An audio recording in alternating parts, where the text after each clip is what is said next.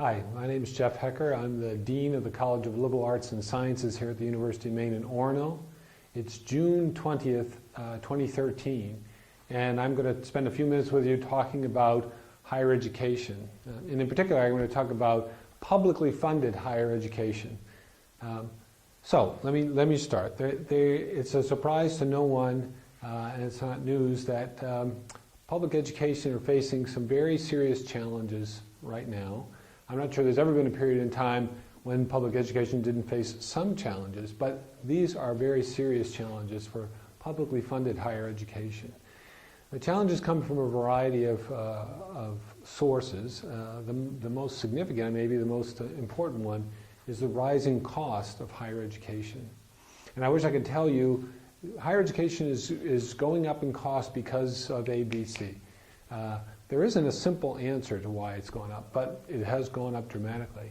To give you an example, when I was in college, and I was in college from 1977 to 1981, one could earn and go to a very good state school. One could earn enough money to pay one's tuition and buy books in a summer job. My summer jobs were often being a lifeguard, right? Not making big time money, but I could cover my tuition and books with that amount of money. Right now, that's nearly impossible for people to be able to fund their own education fully at a public university through simple summer work. Here at the University of Maine, where I work, it's about $21,000 roughly per year if you count tuition, fees, room and board, books, etc. I think nationwide it varies. So if you look at that over 4 years, that would be around $80,000. And I think nationwide, if you look, it varies from state to state, but it's somewhere between $75,000 and $100,000, maybe a little more at some state institutions, for 4 years of full-time college education. That's a lot of money. That's a lot of money for anyone to come up with. And so there's pressure. There's pressure on higher education to do this in a reasonable way. Now, I'll make one other quick comment about public higher education. I said I couldn't explain why the costs are so high because there are a variety of factors. But one factor that is clear is that state support for higher education has decreased.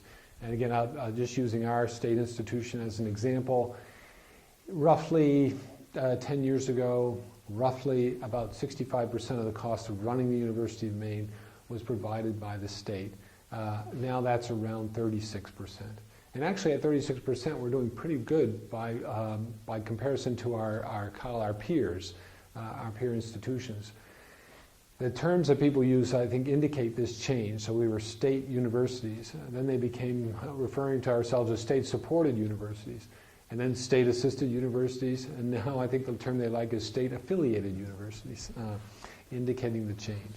So that's one of the big pressures on public higher ed is the rising costs, and one factor is the drop in state support.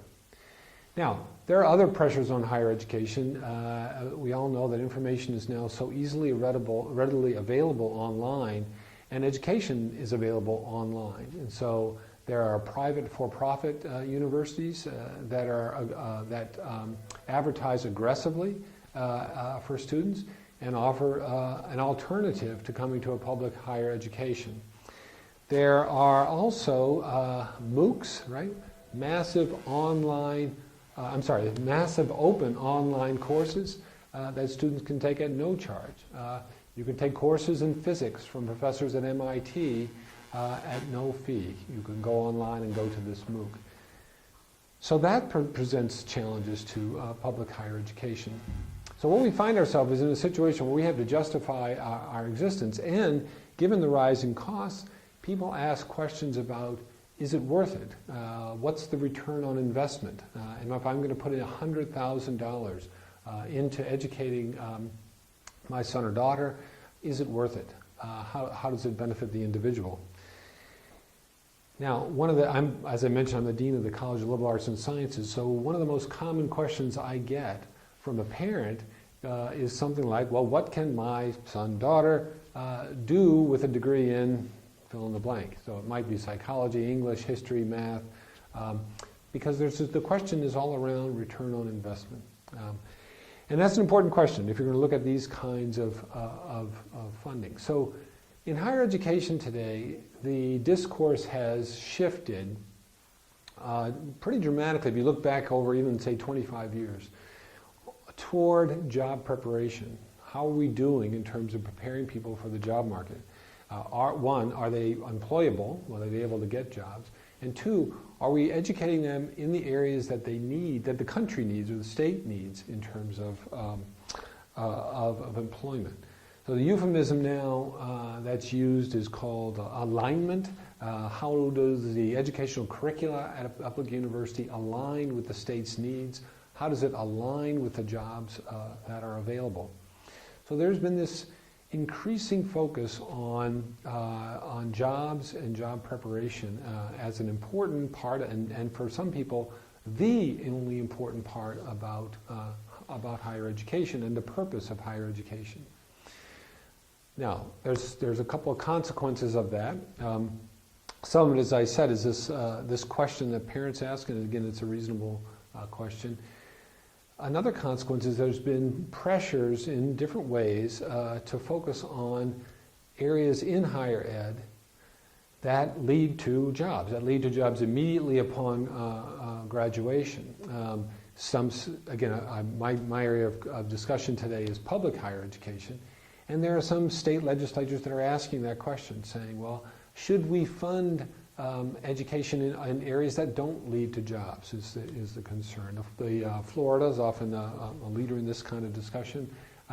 Their governor said famously something like, how many more anthropology majors do we need here in Florida? Now, an interesting aside, apparently his daughter was an anthropology major, and it led actually to some very interesting discussion about all the interesting things that anthropology graduates are doing for the state of Florida, but that's another area of discussion. What I wanted to focus so what I've talked to you about so far, I consider sort of laying the groundwork for some points that I'd like to make. There's this focus on job training, and that focus has looked, or that as one consequence of that is to look more narrowly at what colleges and universities ought to be doing. The acronym of the times is STEM. There's a focus on science, technology, engineering, and mathematics. And we certainly need quality education in science, technology, engineering, and mathematics. There's a lot of data about the United States in general falling behind other nations in terms of producing people with degrees in those areas. And there's been a call for, an alarm sounded, so that it's saying, hey, we need to do a better job. We need to interest students in that. We need to do a better job preparing them in middle school and high school to be thinking about and have the background to pursue degrees in the STEM fields. And at the public institutions, we better be preparing people in STEM education. And that's all, those are all valid points. And I think that as a nation, we should be focusing on how are we doing in terms of science and STEM-related education. But there's a danger of that, I think, and there's a risk in focusing exclusively on STEM education. As I've mentioned, public support for higher education has decreased. So as it decreases, and as there's this focus on the STEM disciplines, again, very justified, the money has to come somewhere. And so where does it come from? Well, the other disciplines, and the ones that people are most concerned about, myself included, are the arts and the humanities, and to somewhat of a lesser extent, the social sciences. I don't think have suffered as much. But the humanities actually have suffered, maybe a strong word, but they have not been supported at the level that these other areas have. And I think that's a concern for us as a society. I think it's a concern for me as an educator, and concerned about this pulling away and not looking at STEM and arts and humanities, but looking at STEM instead of arts and humanities. Right? So it impacts the way we go about teaching these other areas. It impacts how students' interest in these areas. It impacts the kinds of the quality of people we can attract to work in those areas. So I'm concerned about that. So what I'd like to do is just make a couple of arguments in favor of education in the arts and humanities. And I'll focus probably a little more on the humanities as I go along, but I'll make some parts about the arts as well. So let me start by laying a little groundwork about that. What are the humanities? So when I ask my friends, colleagues, faculty who work in the humanities, they love to give answers like the humanities are what give quality to our lives. The humanities are about what it means to be a human being. I think that's probably my favorite answer. But that is the area of discourse. The area of discourse in the humanities is understanding the human experience. And it's not a single way of understanding the human experience, but it's looking at the human experience through a variety of lenses. So that's the broad definition of the humanities. The sort of narrower or more concrete definition, it's the disciplines like philosophy thinking about the human experience. It's about literature, languages, history, cultural studies, areas that are on the sort of borderlines maybe of the humanities. We might include anthropology, particularly cultural anthropology, clearly. Some of the social sciences, psychology, sociology, are not traditionally considered the humanities, but some of the areas that they study clearly drift in to the humanities. So those are the areas that I'm talking about when I refer to the humanities. The arts, of course, are a little more obvious. It's the performing arts, music, theater, dance. It's the visual arts, painting, sculpture, drawing, printmaking, etc. Why are these areas important? Why should we care? If we're interested in the return on investment, why should we care? So I'm going to talk about why we should care. Why, when I say we, why, again, my area is public universities, why the public should care about supporting these areas. I'm going to talk about it in two ways. I'm going to try to make two arguments for that. The first is about the individual, about the student and their experience and what they get out. And this really, this argument I'm going to make sticks within the framework of what's the return on investment. Why should my son or daughter be an English major or a history major? Or even to take the argument further, why should they study history or English? My child wants to be a nurse. Why should she study history or English? My daughter wants to be a chemical engineer. Why should she take courses in philosophy or a foreign language? So the first part of my answer has to do with that individual and what does it do for them. And I'll stick with my points about employability. Interestingly, when you look at what you talk to employers and look at employers and look what are the skills you're interested in when you hire people. What are the skills that you look at for people who succeed in your company? It's very interesting the kind of answers that you get. There have been several surveys like this, so I'm going to just pull them together. Most typically, the number one type of answer has to do with people who can think in logical, critical ways. People that can use numbers to reason, but that can also reason through an argument. People that can take information and analyze it in a sophisticated way. Critical thinking.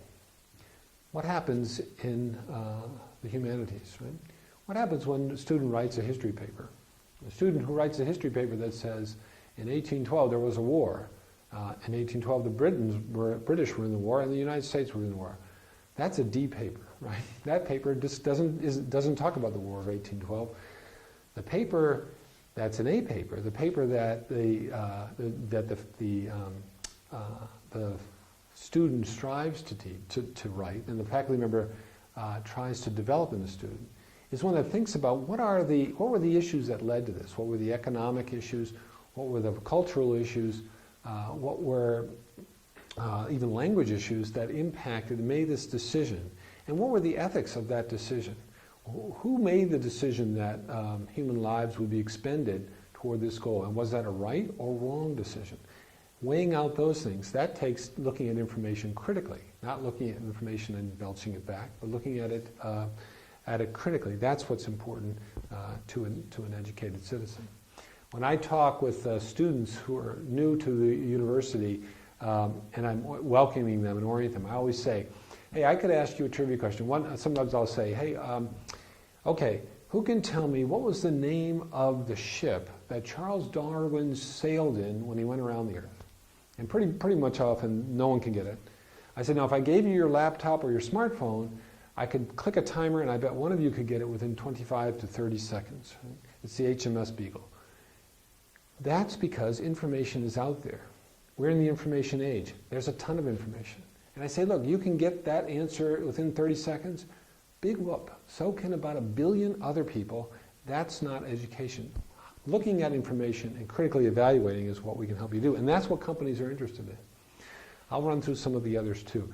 Communication. Companies want people who can write, who can communicate their ideas, who can speak eloquently, who can be persuasive. Companies want people who can think creatively. Now again, not to just have access to information, but to use information in a way that no one else has used it, to put things together in a different way. Companies are looking for people who can work together, working in teams.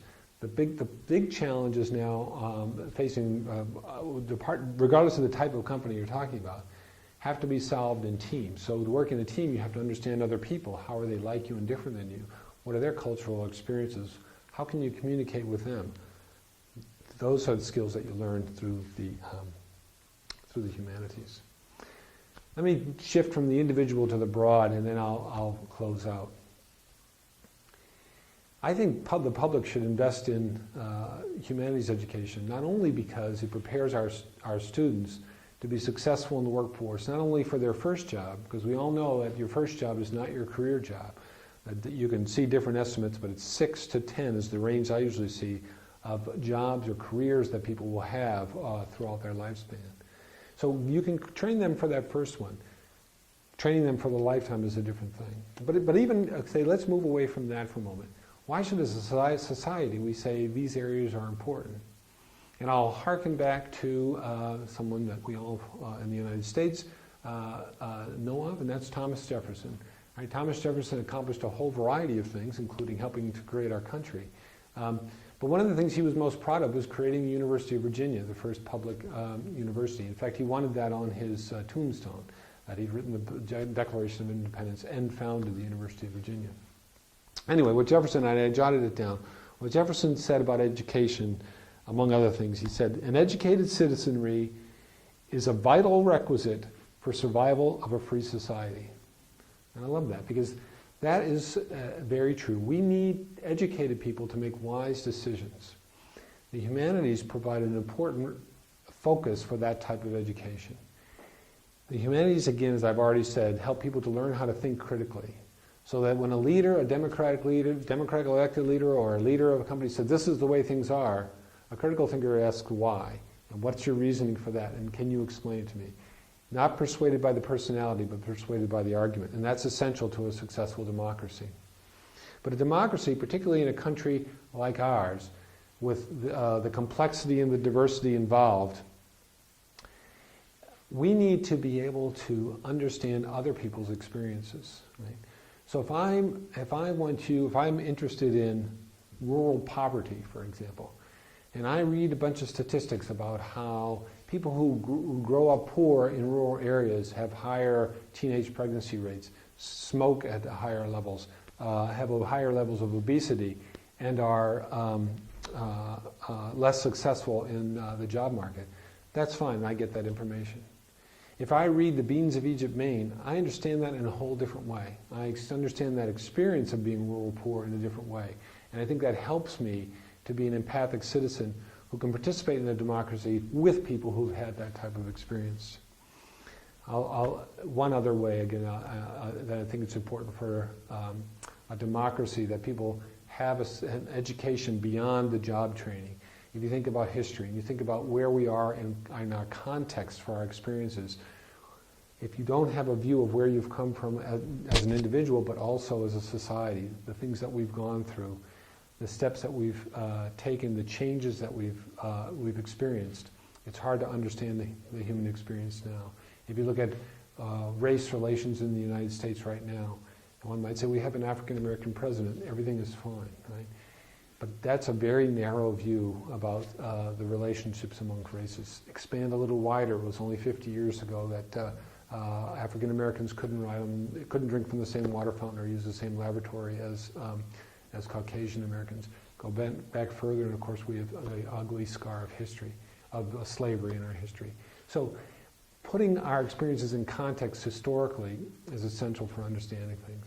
So I will close by saying public education is facing extreme challenges today, but I hope we don't respond to those challenges by eliminating the things that might seem as peripheral, but I would argue are central.